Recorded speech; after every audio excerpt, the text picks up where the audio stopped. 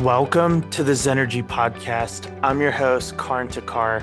Today I sit down with Jeff Marootian, who most recently served as Acting Assistant Secretary of the Office of Energy Efficiency and Renewable Energy at the U.S. Department of Energy, managing a $3 billion innovation portfolio focused on advancing clean energy technologies.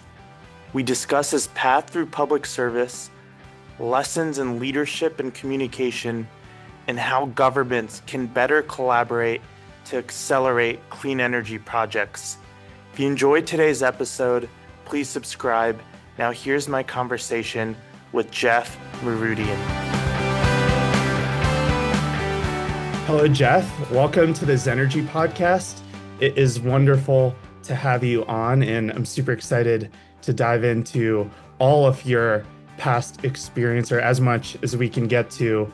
So as I was doing research for this conversation, saw that you had a very fascinating career spanning local government, federal agencies, and now the private sector.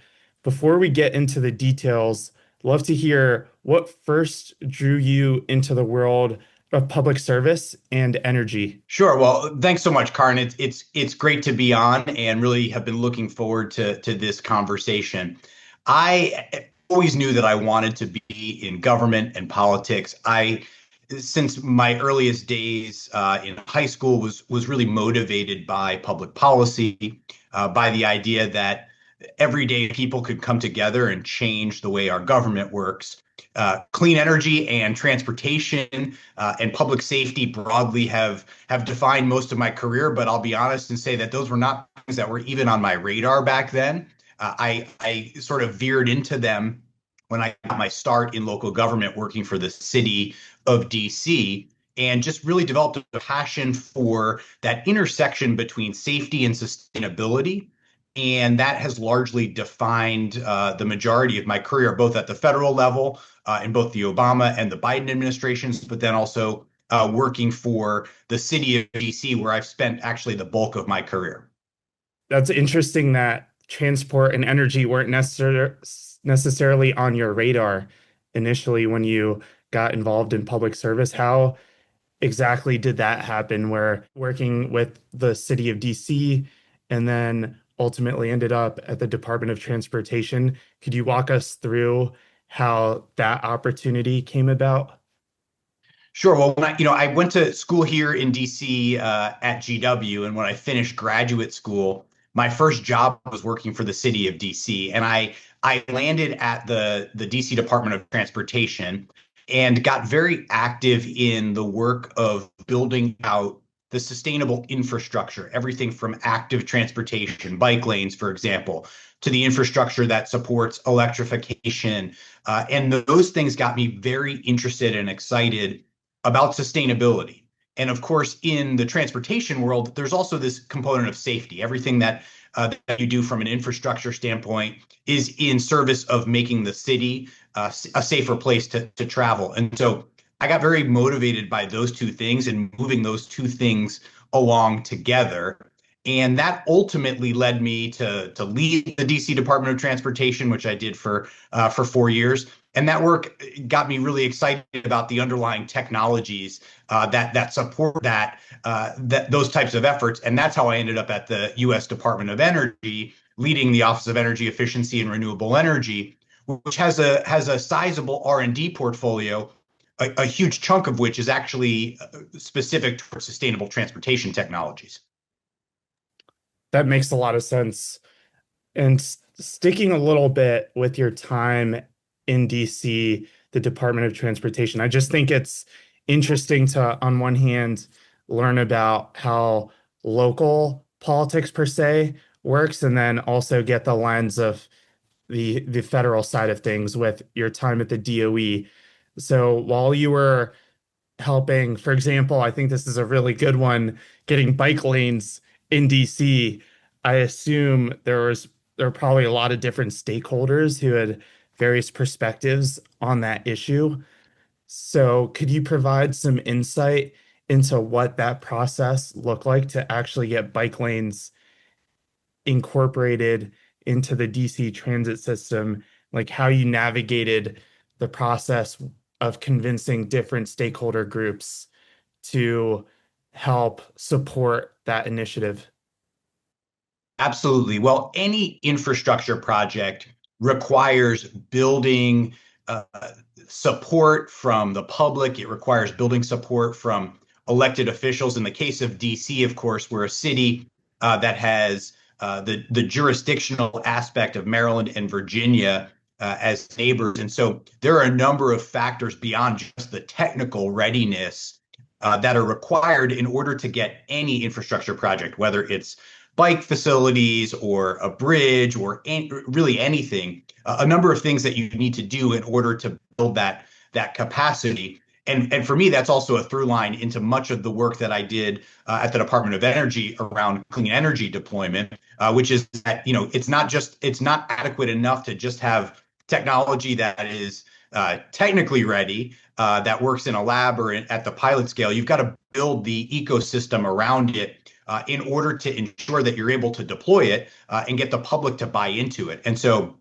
as a city official, I spent a lot of time at public meetings at the very localized level, hearing concerns, working to address issues in order to be able to bring people together and say, we have talked about this and there's general alignment on the way forward. And that's not always easy. In fact, most times it's really hard. And so I learned a lot about how to effectively not only lead an organization, but how to effectively lead public communications around ideas that are not necessarily always bought into at the outset.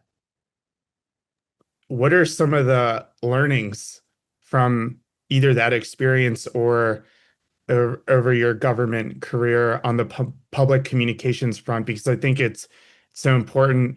Also, I'm just envisioning people like coming to the local comment period hearings a little riled up and saying like, no, we don't want more traffic congestion in DC, which the bike lanes will create. So I'd love to get a sense of how you were able to navigate through that. Well, first and foremost, I think the most important lesson that I have relearned in every role that I've had in the government is the importance of transparency. And that is something that is often very difficult when you don't necessarily have all of the information available to talk about and discuss. But I think it's critical that as a public leader, regardless of where you are and what level of government, that you're honest about the idea, honest about all of the data points that are leading you in the direction of executing on a specific project or idea, and giving the public something that is real to react to.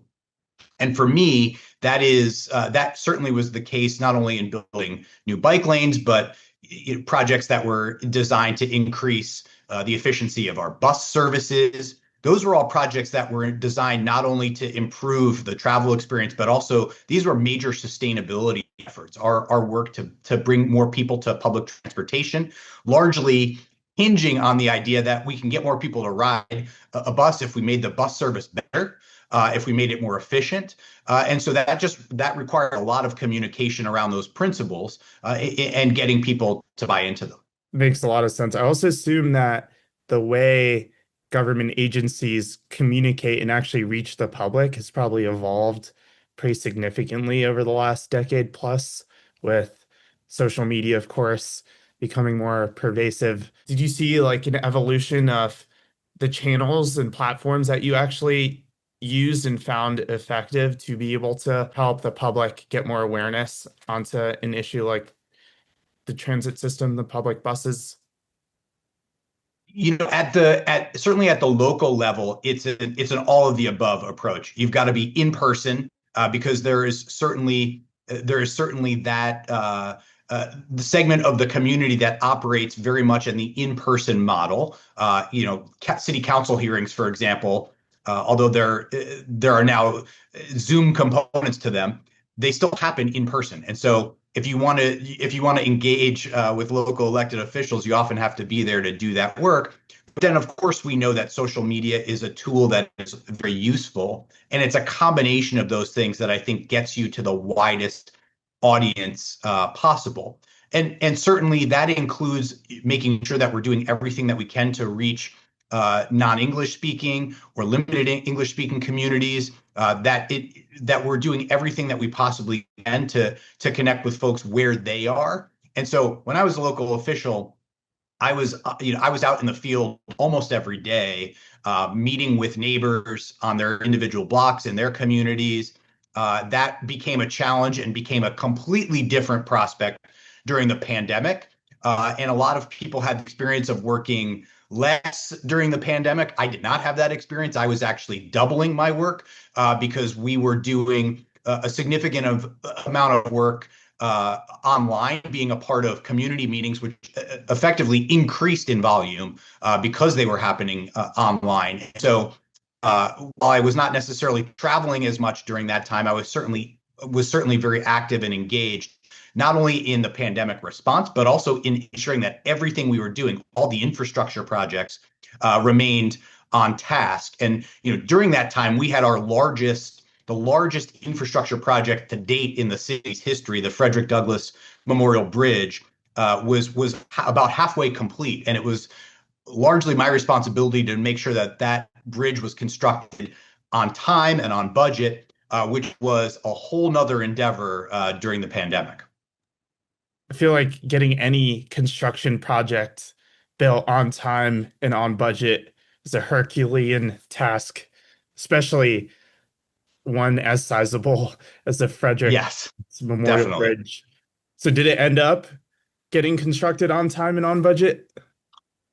Yes, it did, and that's a project that I talk about and think about a lot. And whenever people ask me what my proudest moment in government has been to date, that is by far the example that I choose to talk Right about to top. because it was so much more than and is so much more than just a bridge. It's really a symbol for the city. It is a bridge that was designed to not only be an infrastructure project, but to improve safety, to improve sustainability, to add in bicycle and pedestrian accessibility, but also to connect communities that historically were not physically connected. And so there was a real opportunity for us there to do something that just hadn't been done. But a huge part of that, going back to our earlier conversation, was communicating directly not only with the public, but also with our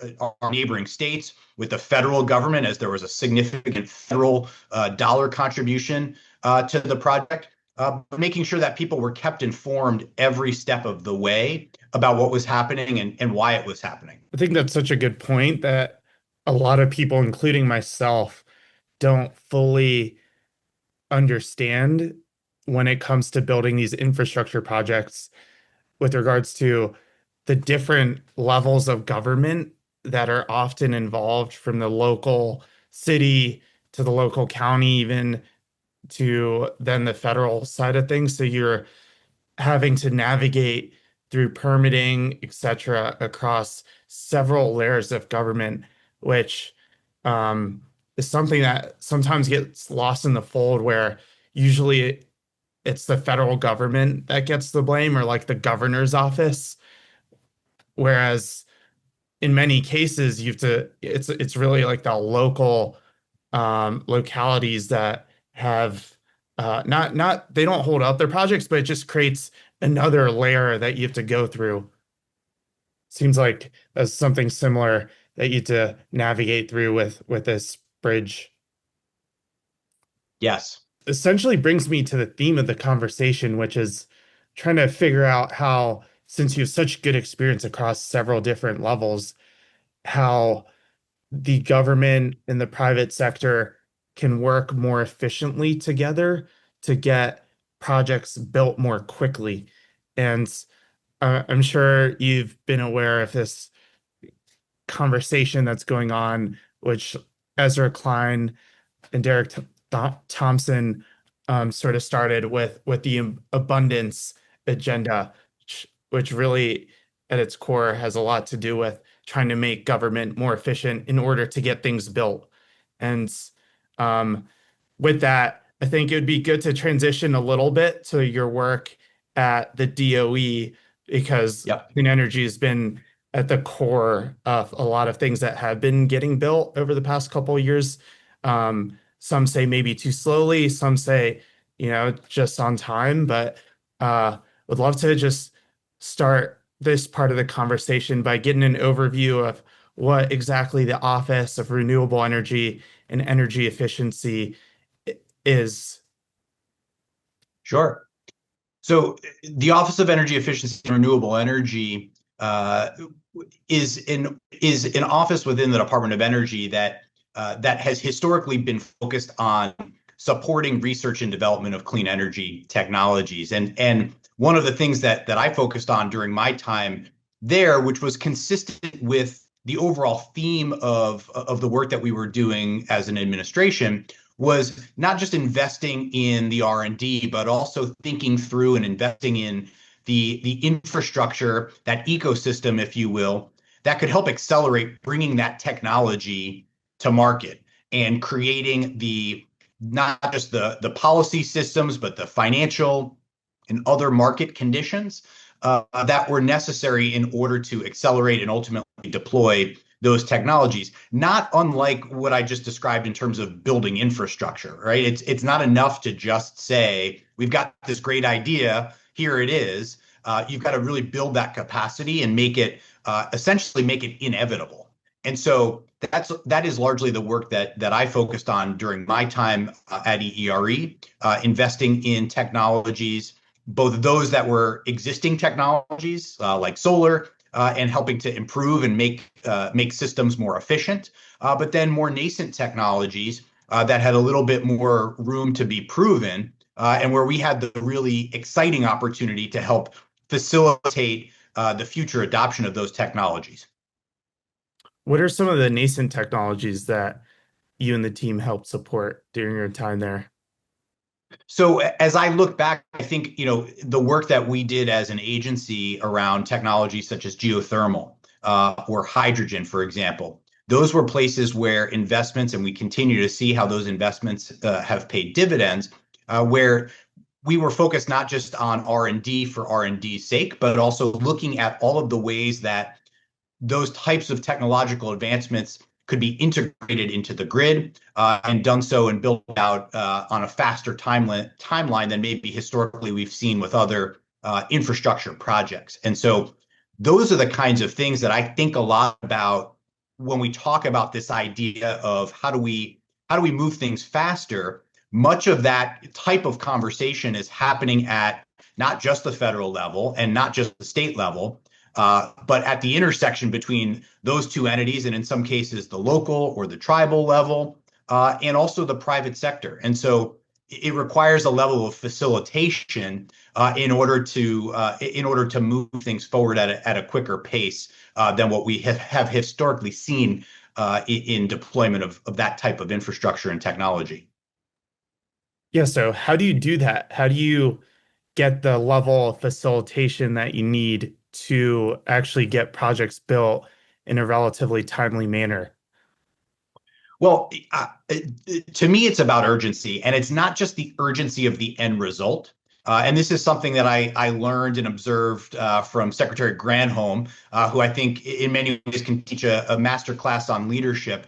But it's not just the urgency of getting to the finished product, but every step along the way requires urgency. The urgency of keeping open communication with everybody who's got an equity in the project, and making sure that people are kept informed every step of the way. And when there are setbacks, you address them openly and transparently, and collectively come together to try to solve them.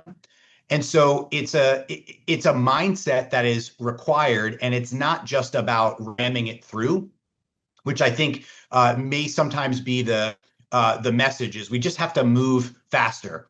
We've got to drive processes forward more aggressively. That doesn't always get you to the end result, and sometimes that could actually have a detrimental impact if those critical action steps along the way aren't thorough and meticulously executed. Some might say that currently there's too much of a focus on process in government and less of a focus on actually getting results. I think Ezra was mentioning regarding the broadband initiative about how in order to actually get an award for the grant, you have to go through 11 different stages of application.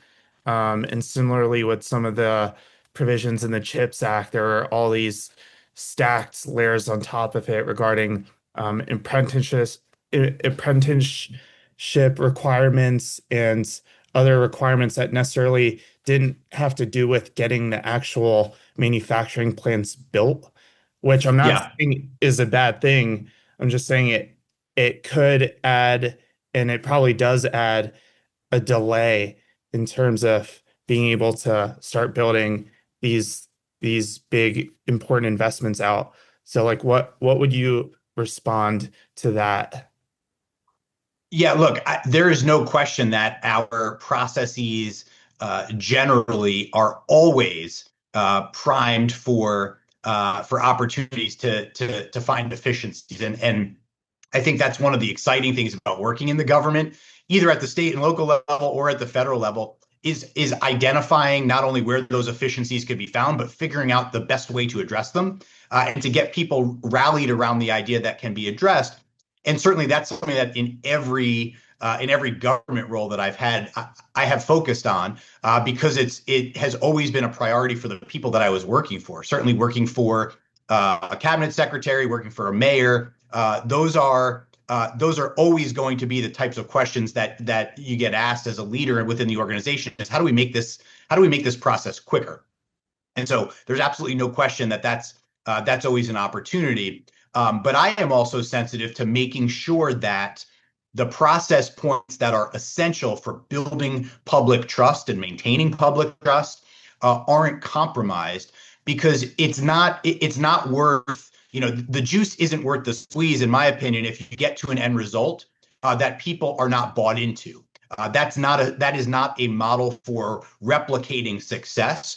And that's one of the things that I learned working at the city level, is that you've got to demonstrate something that's working in order to be able to build it again, and to show that it's something that people really want in their community, or at a larger scale. And that's true of anything from transportation infrastructure to new clean energy technologies as well. That makes a lot of sense. Thank you for expanding on that. I know we only have a couple minutes left here and really want to get your perspective as someone who's worked in the public sector across different verticals.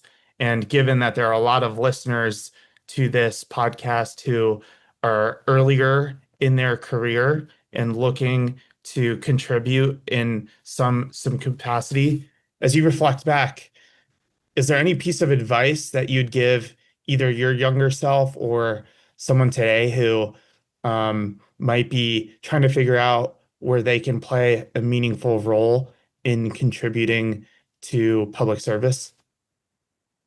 Well, I'm always cautious to give advice, because my perspective is unique to my own experience. And what I have learned from that experience is that there isn't necessarily one straightforward path. And I think as I look back on my own career, I can make it seem as though every decision I made professionally was intentional, made a lot of sense. But that's not an honest reflection of what it was. I was motivated to do things that I was curious about, that I was interested in. And I encourage people to be curious and to pursue things that are interesting, that may or may not be the logical path, if you will, and to trust your gut instinct about what the right next move for you is in terms of career. I'm still very bullish on government and public service, and I think there will continue to be a lot of opportunities to have an impact at all levels of government. Well, thank you so much, Jeff, for taking the time. Really, really appreciate you coming on the podcast. I know you're a busy person, and I'm inspired by all of your experience in public service. So grateful that you were able to join, and would love to be in touch. Thanks, Karin. Great to talk to you. Likewise. Thanks so much for checking out the Zenergy podcast. If you enjoyed today's episode, please take a moment to rate and subscribe to the podcast. It would mean so much to me and the rest of the team. We release episodes every Thursday, so stay tuned for all new episodes featuring industry leaders building a cleaner, greener future for us all. See you next time.